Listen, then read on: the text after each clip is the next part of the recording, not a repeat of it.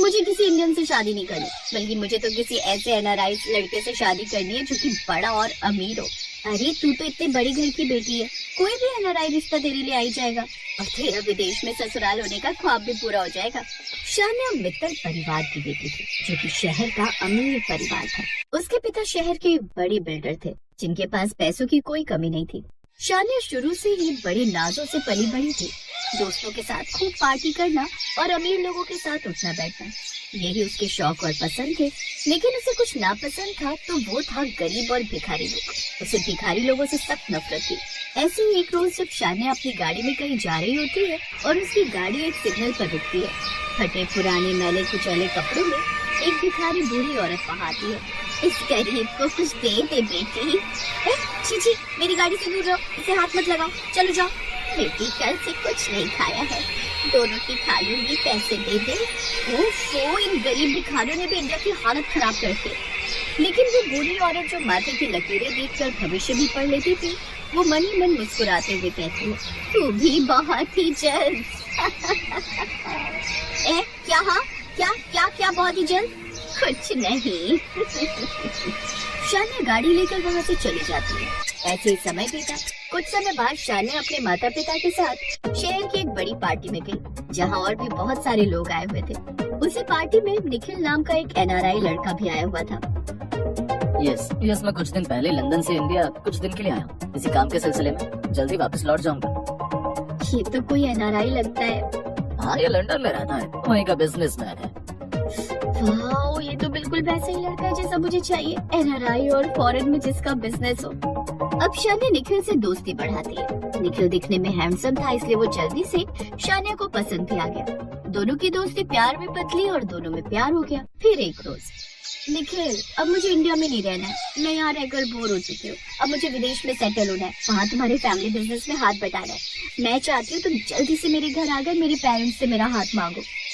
अब निखिल ऐसा ही करता है, वो उसके घर जाकर उसका हाथ मांगता है और एनआरआई दामाद की बात सुनकर वो भी इसके लिए खुश हो जाता है। फिर सबकी रजामंदी से उनकी शादी हो जाती है। शादी के बाद जैसे ही शान्या उसके साथ लंदन पहुंचती है, तो उसकी सास और ससुर एयरपोर्ट पर उसका स्वागत करते हैं। वाह, हमारी बहू तो बड़ी सुंदर है। पैरी पौना मम्मी जी, पापा जी। खुश रहो बहू, चलो अब घर चलो, मैं भी टैक्सी बुलाता हूँ। टैक्सी। कमाल, इतने अमीर होकर भी ये टैक्सी में घर जा रहे हैं। सच में बड़े डाउन टू अर्थ है ये लोग। अच्छा निखिल, हमारा घर कहाँ है? लंदन स्ट्रीट में। लगता है ये लंदन का कोई पॉश इलाका है। कुछ देर बाद वो सब लंदन स्ट्रीट पर पहुंच जाते हैं। अब तुम अपनी आंखों पर ये पट्टी बांध दो। लेकिन क्यों? हमारे यहाँ ऐसे ही स्वागत किया जाता है नई बहू का। लगता है बड़ा ही आलीशान स्वागत होगा मेरा एनआरआई ससुराल में। उसकी आंखों पर पट्टी बांध दी जाती है और कुछ देर बाद निखिल उसका हाथ पकड़कर उसे घर की ओर ले जाता है। फिर उसकी पट्टी खोलता है। शान्या खुशी खुशी आंखें खोलती है, जहाँ लंदन स्ट्रीट पर सड़क किनारे बनी टेंट की झोपड़ी देखकर वो हैरान ही रह जाती है। ये क्या है? तुम्हारा ससुराल, और क्या। लेकिन इस टेंट में? हाँ बहू, यही तो तुम्हारा ससुराल है। क्या? लेकिन ये सब? ओफो भाभी, अब अंदर भी आओ, सारी बातें यही कर लोगी क्या? उस टेंट वाले ससुराल में जाकर तो शान्या का दिमाग चकरा जाता है और वो बेहोश हो जाती है। कुछ देर बाद वो होश में आती है और निखिल को भिखारियों जैसे कपड़ों में देखकर कहती है, निखिल ये क्या है? तुमने ये भिखारियों जैसे कपड़े क्यों पहन लिए? बहू, वो इंडिया गया हुआ था ना, तो पीछे से हमें बिजनेस में काफी दिन नुकसान हो गया, क्योंकि जितना अच्छा बिजनेस ये कर पाता है उतना अच्छा हम सब नहीं कर पाते। हाँ भाभी, आपको पता है भैया के बिना हमारा बिजनेस कुछ भी नहीं। अच्छा, मैं भी देखना चाहती हूँ ऐसा कौन सा बिजनेस है तुम्हारा। चलो अब मुझे भी अपने साथ लेकर चलो। वो सभी शान्या को अपने साथ लेकर जाते हैं, जहाँ रेस्टोरेंट और कैफे के बाहर खड़े होकर निखिल अपना गिटार निकाल कर बजाने लगता है। आने जाने वाले लोग पास में हाथ में कटोरा लेकर खड़ी उसकी बहन और पिता के डब्बे में भीख डालते जाते हैं। फिर कुछ देर बाद, ये सब क्या है? ये तो हमारा फैमिली बिजनेस है, भीख मांगने का। उसी से हम इंडिया जा पाते हैं और वहाँ अपने रिश्तेदारों के सामने चेक ही झाड़ पाते हैं। और अब तुम भी हमारे इस बिजनेस में हमारा साथ देना। याद है ना, तुमने कहा था तुम हमारा फैमिली बिजनेस ज्वाइन करोगे। ये सुनकर शान्या अपना माथा पकड़ लेती है। साथ ही उसे उस भिखारी अम्मा की बात याद आती है, तुम भी बहुत जल्द हमारी तरह। अब उसे समझ आ रहा था कि गरीब और भिखारियों के साथ उसने जो व्यवहार किया था उसका उसे क्या परिणाम मिला। इसीलिए कहते हैं किसी भी गरीब इंसान से नफरत नहीं करनी चाहिए और ना ही उनकी गरीबी का मजाक उड़ाना चाहिए, बल्कि जितना हमसे हो सके उनकी मदद करनी चाहिए, क्योंकि क्या पता जिंदगी कब आपको कौन सा समय दिखा दे।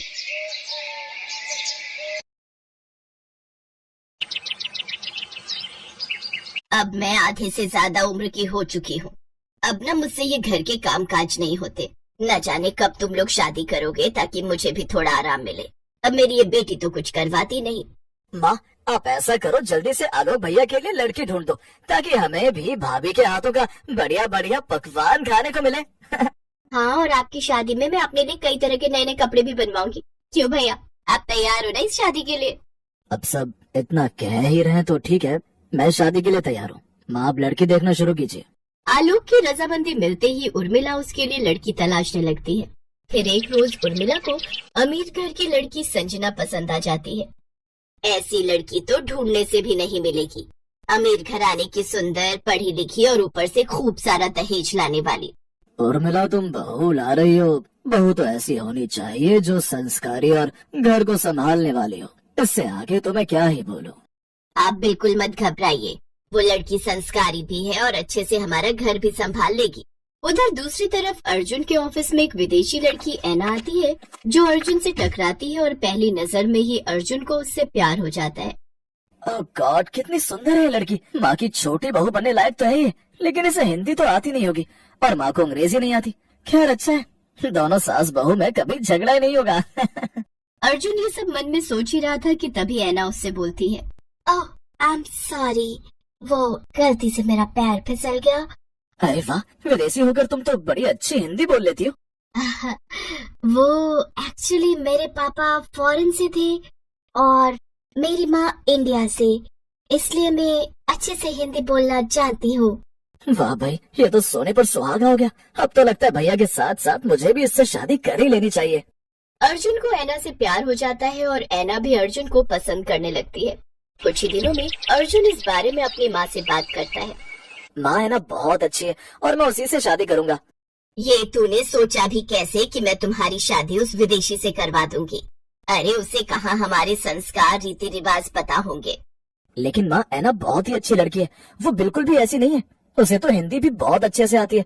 और मैं क्या देता हूँ, अगर आपने मेरी शादी ऐना से नहीं करवाई तो मैं सारी उम्र कुंवारा ही रहूंगा। उर्मिला के पास अब कोई उपाय नहीं था। आखिरकार हार मानकर उसे अपने बेटे की शादी उस विदेशी लड़की से करवानी ही पड़ती है।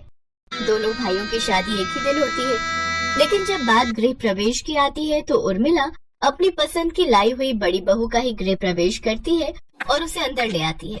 लेकिन बेचारी ऐना दरवाजे पर ही खड़ी रहती है। अंदर आओ ना छोटी भाभी, आप क्यों दरवाजे पर खड़ी हैं? ऐना अंदर आती है। ओह गॉड माँ जी, ये सब रस्में आखिर कब खत्म होंगी? मैं बहुत थक गई हूँ, मुझे कुछ देर आराम करना है अब। अरे नहीं बहू, ऐसी बात नहीं है। अब तुम आराम से जाकर अपने कमरे में आराम कर सकती हो। थैंक गॉड, कम से कम अब थोड़ी देर आराम करने को तो मिलेगा। वो तो आप लोगों का बस नहीं चलता, नहीं तो आप लोग तो मुझे हर वक्त रस्म रिवाज में ही उलझाए रखते। अपनी बड़ी बहू का ये बर्ताव उसकी सास को थोड़ा अटपटा लगा। जाओ रश्मि, अपनी बड़ी भाभी को अपने कमरे में ले जाओ और तू अर्जुन ले जा अपनी बीवी को यहाँ से। अर्जुन ऐना को लेकर कमरे में चला जाता है। मुझे माफ करना है ना, वो क्या है ना, अभी माँ को तुम्हें अपनाने में थोड़ा वक्त लगेगा। कोई बात नहीं अर्जुन, मैं समझ सकती हूँ। ऐना भले ही दिखने में विदेशी थी, लेकिन उसका दिल बिल्कुल हिंदुस्तानी था।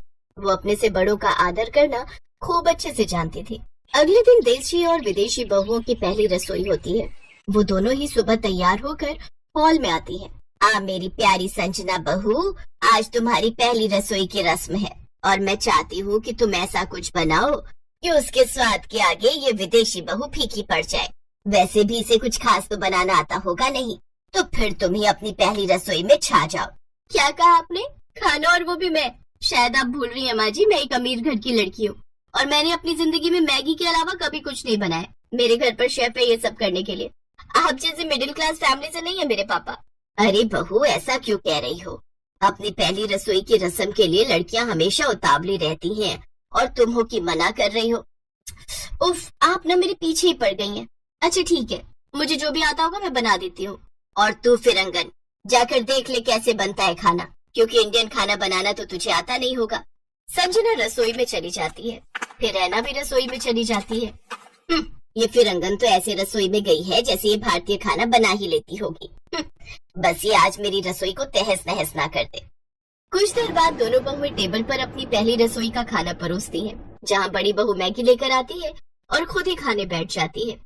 अरे बहू, ये क्या, इतनी देर में तुमने ये मैगी बनाई है और ऊपर से उसे भी तुम खुद ही खा रही हो।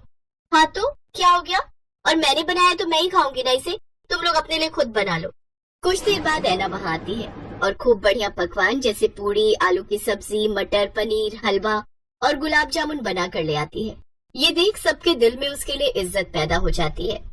अरे वाह, क्या खुशबू आ रही है, लेकिन विदेशी भाभी और वो भी इंडियन खाना, कमाल हो गया। हाँ यार, ये तो उसने मुझे भी नहीं बताया था। लेकिन बहू, तुमने ये सब कहाँ सीखा? मुझे बचपन से ही कुकिंग का शौक था माँ जी, तो मैंने अपनी मम्मी से सीखा है।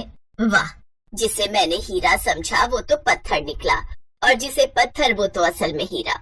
मुझे माफ कर दे छोटी बहू, मैंने तुझे हमेशा से विदेशी समझकर दुत्कारा है, लेकिन जो उम्मीद मुझे अपनी बड़ी बहू से थी ना, वो तूने पूरी की। सही कहते हैं लोग, किताब को उसके कवर की वजह से जज नहीं करना चाहिए। आज मैं गलत साबित हो गई। ऐसा मत कहिए माँ जी, आप बड़ी हैं तो आप कभी गलत कैसे हो सकती हैं। और जेठानी जी, आपको खाना बनाना मैं सिखा दूंगी। विदेशी बहू ने सचमुच बहुत ही लाजवाब खाना बनाया था। अब संजना को भी अपनी गलती का एहसास होता है और वो सबसे अपनी गलती के लिए माफी मांगती है। अब अपनी विदेशी देवरानी से देशी बहू भी बढ़िया बढ़िया पकवान बनाना सीख